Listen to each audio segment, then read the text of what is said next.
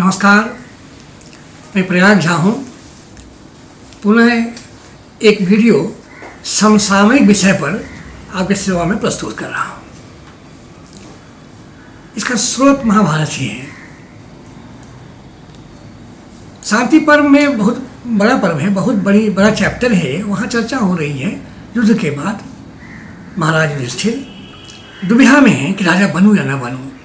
इतनी हत्या हुई है, इतने लोग मारे गए हैं, चारों तरफ ही रक्तमय है धरती। क्या राजा बनना चाहिए मुझे? क्या बहुत उनको उदासीनता आ गई है। वो चिंतित भी हैं। उनके और लोग जो हैं वो समझाते हैं कि नहीं, ऐसा सोचना उचित नहीं आपके लिए। आपको तुरंत राजगद्दी संभालनी चाहिए और जो दायित्व है उसे हाथ में लेना चाहिए और व्यवस्था को तुरंत लागू कर देना चाहिए।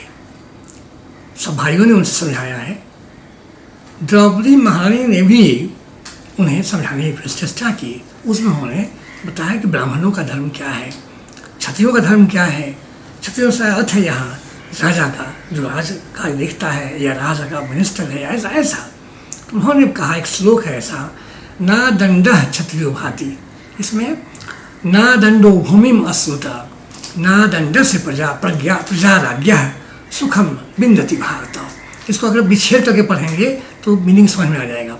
न अदंडः क्षत्रियो भाति, जो क्षत्रिय दंड नहीं दे सकता, शासन नहीं कर सकता, वो उस सम्मान नहीं पाता।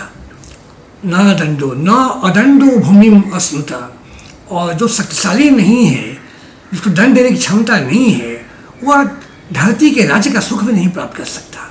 और जिस राज्य में दंड व्यवस्था दुरुस्त नहीं, न दंडस्य प्रजा राज्ञः सुखम विन्दति भारत।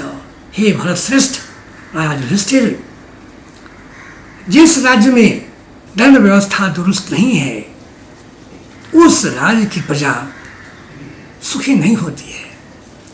वहाँ सुखी तब होगी जब वहाँ शासन व्यवस्था चुस्त होगा, न्याय व्यवस्था दुरुस्त होगी, और जो दुष्ट हैं, अपराधी हैं, बदमाश हैं, उनको कानून का डर होगा, उन्हें जेल में भेजा जाएगा, सजा दी जाएगी। तब जनता शांति में रहेगी, सुखपूर्वक जीवन बिता सकती है। यह बात तो कही गई है 5-6 साल पहले। क्या इसका कोई आज औचित्य है? उपादेयता है इस बात की? मुझे लगता है कि उपादेयता तो है। जो राजकाज संभालते हैं, सरकार चलाते हैं, उनके लिए आवश्यक है कि व्यवस्था ऐसी हो कि इसमें जो दुष्ट प्रवृत्ति के लोग हैं या जो अपराधी हैं वह जेल में ही रहें, उनकी उचित व्यवस्था हो, उनको दंड दिया जाए, तभी साधारण जनता, प्रजा जो है वो सुख से रह सकेगी। ये तभी हो सकता है, अन्यथा नहीं। जहाँ अपराधी को कानून का भय न हो, वह क्या शासन? हर से प्रजा ही डरेगी। कानून का डर अपराधी को न हो तो समाज में अव्यवस्था होगी, और जो साधारण लोग हैं वो अपनी जीविका कमाने के लिए अपना काम भी नहीं कर सकेंगे, न व्यवसाय कर सकेंगे, कुछ भी नहीं कर सकेंगे। उन्हें हर समय चिंता लगी रहेगी बदमाशों की, दुष्टों की, अपराधियों की। इसलिए उन्होंने कहा कि हे राजन, हे भरत श्रेष्ठ, आप तुरंत राजपद संभालिए और शासन को दुरुस्त कीजिए, अपने हाथ में लीजिए। तभी जाकर जो लोग हैं, साधारण लोग हैं, विधवाएं हैं, जो लोग जिनके पति मारे गए हैं, उनके बच्चे हैं, जो असहाय हैं, उनको सहायता चाहिए। तुरंत राजपद संभालिए और इन सब की देखभाल कीजिए। देश में, राज्य में, पूरे पृथ्वी पर, उस जमाने में पृथ्वी बहुत बड़ा, राज्य का बहुत बड़ा था उनका, चक्रवर्ती राजा थे वो, तो सब जगह शांति होना चाहिए। आज के परिप्रेक्ष्य में ये बात अगर सोचें आप, तो लगता है कि आज की व्यवस्था, वो सरकार की व्यवस्था हो या न्याय की व्यवस्था हो, इस मापदंड पर खरा नहीं उतरती है। क्योंकि आज भी जो बदमाश है, अपराधी है, उसको सब तरह से सहयोग मिलता है समाज में। और साधारण लोग हैं, उनको कहीं से कोई सपोर्ट नहीं मिलता।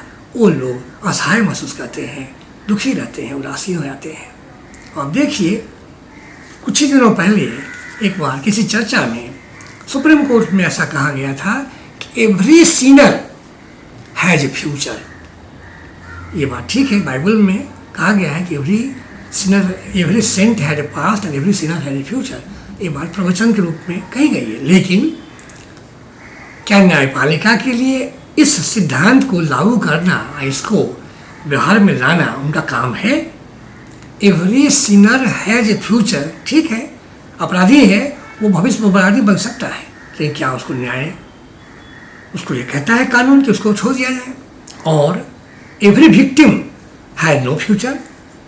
एक लड़की बालिका, छोटी बच्ची मासूम बालिका का रेप हो गया, उसका मर्डर हो गया, कोई फ्यूचर था उसका? कोई भविष्य है उसके लिए? एक जवान आदमी, उसकी हत्या हो गई, क्या उसका कोई भविष्य था? उसके माता पिता के प्रति कोई जिम्मेदारी थी उसकी? उनका क्या होगा? तो जब ये कहते हैं महान न्यायाधीश कि every sinner has a future, उन्हें ये भी कहना चाहिए कि every victim also had a future. Every victim also has a right to live. Every victim also has many responsibilities to discharge. उनके प्रति भी कर्तव्य बनता है न्यायपालिका का। अभी बहुत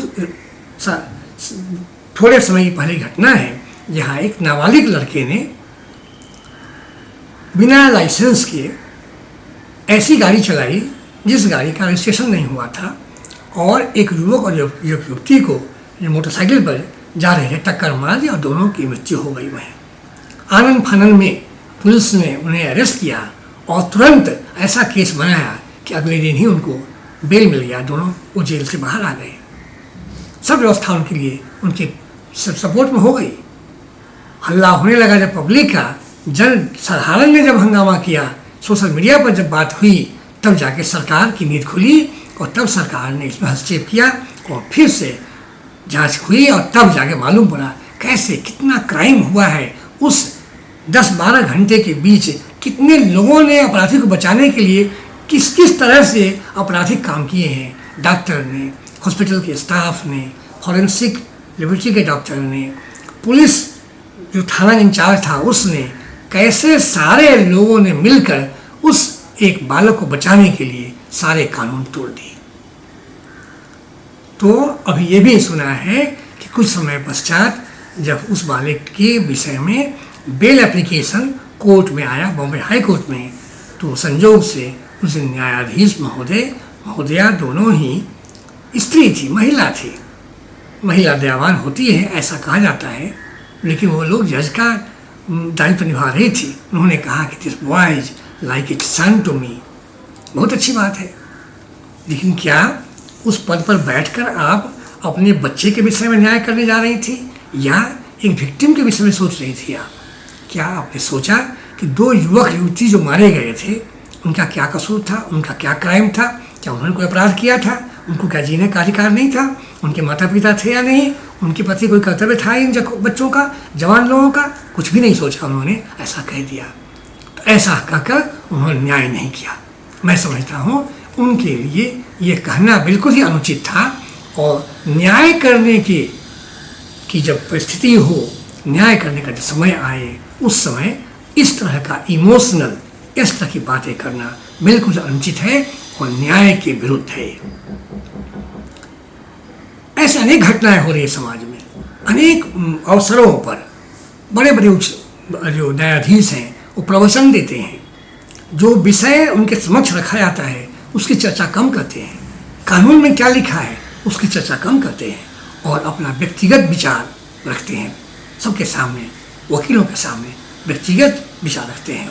उनका वो काम नहीं है, प्रवचन देने का काम उनका नहीं है। उनका काम है न्याय देना, जो कानून तोड़ता है उसको सजा देना, उसको उचित दंड देना, और जो इसके साथ अन्याय होता है उसको न्याय दिलाना, उसकी रक्षा करना।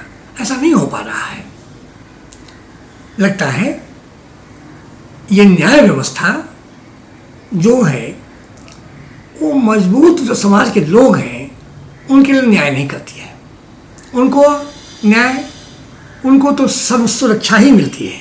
कोई क्राइम कर ले कोई बड़ा आदमी का बच्चा, तो सारे लोग उसकी मदद करने के लिए बड़े से बड़े वकील चले आते हैं और सारे लोग उसकी सहायता करने के तत्पर हो जाते हैं। और जो विक्टिम है, जो मारा गया है, जिस पर अन्याय हुआ है, जिसका बलात्कार हुआ है, जिसका जिसका मर्डर हुआ है उसके लिए कोई सोचता नहीं है, उसके विषय में किसी को चिंता नहीं होती है। अगर वो परिवार साधारण है तब तो वकील भी ले सकता हो, और सरकार भी उसके केस में तत्परता से ध्यान नहीं देती है। तो इस तरह की न्याय व्यवस्था जो भी है हमारे समाज में, ये न्याय नहीं दे पा रही है। न्याय का मतलब है जन साधारण को न्याय मिले, और जो कानून तोड़ने वाले हैं उनको दंड मिले, उनको सजा मिले।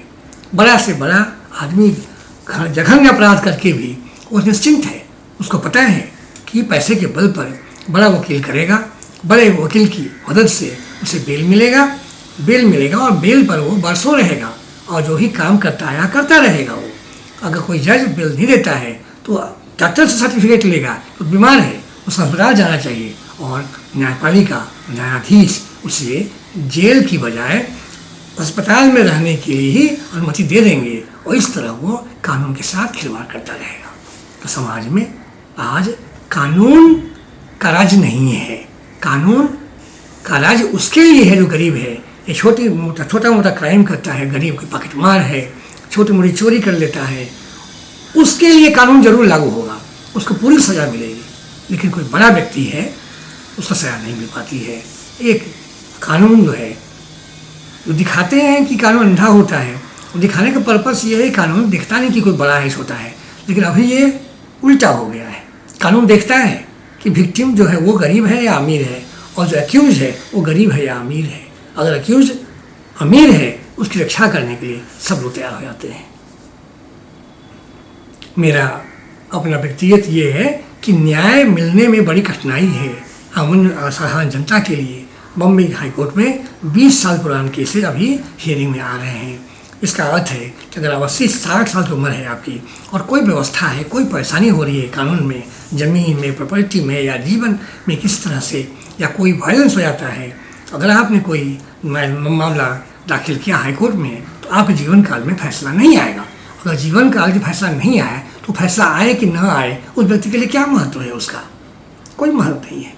रिट पिटीशन भी फाइल करें आप, 5 साल तक हियरिंग नहीं आएगी यदि आपका वकील दौड़ धूप नहीं करे, कोर्ट में जाकर रोज़ हाथ पाँव नहीं जोड़े जज के सामने और कहे नहीं कि अर्जेंट मामला है हियरिंग कर लीजिए, आप नहीं करे तो हियरिंग आती ही नहीं है। ये कौन सा न्याय हुआ है, किधर न्याय है। तो जब कहा द्रौपदी ने, उन्होंने अपने मन की दुख की बात कही कि अभी समय है तुरंत शासन व्यवस्था को लागू किया जाए, राजा तुरंत अपनी गद्दी पर बैठें और तुरंत लोगों का दुख समझें और दुष्टों को तुरंत रोकें, बदमाशों को दंडित करें, बदमाशों को नियंत्रण में लाएं, और जो साधारण जनता है उनको उनकी पीड़ा को कष्ट करके दूर करके उन्हें सुरक्षा दें और शांति दें। आज भी सरकार से यही प्रार्थना है और जुडिशरी से भी कि ये जो व्यवस्था चल रही है वो सही नहीं है, न्याय नहीं मिल रहा है। अधिकांश केस में न्याय नहीं मिल रहा है। न्याय केवल उनको मिलता है ये पास बड़े वकील हैं, ये वहाँ बहुत पैसा है, जो बहुत संपन्न है, साधारण लोगों को न्याय नहीं मिल पा रहा है। आज इतना ही, धन्यवाद, नमस्कार।